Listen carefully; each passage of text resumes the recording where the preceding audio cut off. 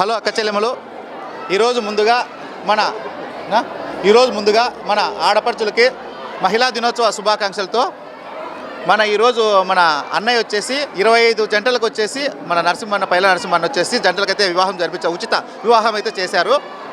ఇదే భాగంగా అన్న ఇంత మంచి పని చేసినందుకు ఆడపిల్లల ఆశీస్సులు బాగుండాలా, దేవుడు చల్లగా చూడాలని కోరుకుంటున్నాము. ఇలాగే అన్న ఇప్పుడు మంచి పనులు చేస్తూ ఉంటారు సంవత్సరం.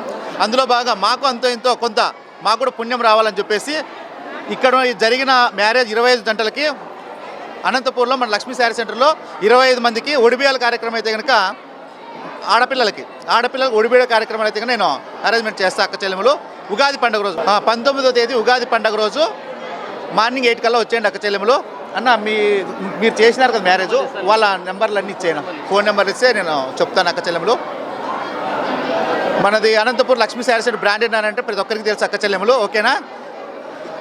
25 జంటల ఆడపడుచులకి ఆ రోజు ఒక అన్నలా నేను ఒడిబియ్యాల కార్యక్రమం చేస్తా. అక్క చెల్లెములు ఏపీ 39 టీవీ ప్రేక్షకులందరికీ కూడా మా మహిళలందరి తరపున మహిళా దినోత్సవ శుభాకాంక్షలు.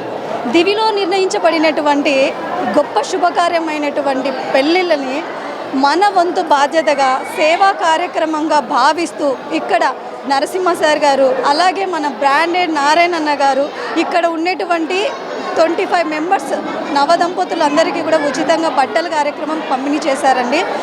ఇలాంటి కార్యక్రమాలు ఇంకా మరెన్నో జరగాలని మనస్ఫూర్తిగా కోరుకుంటూ మంచిగా అందరూ బాగుండాలని, మంచి పని చేసేటువంటి ప్రతి ఒక్కరికి మన మీడియా తరపున సహాయ సహకారాలు కలగాలని మనస్ఫూర్తిగా ఆశిస్తూ, ఈరోజు చాలా మంచి రోజు కూడా మనందరికీ తెలిసినదే స్వాతి నక్షత్రం.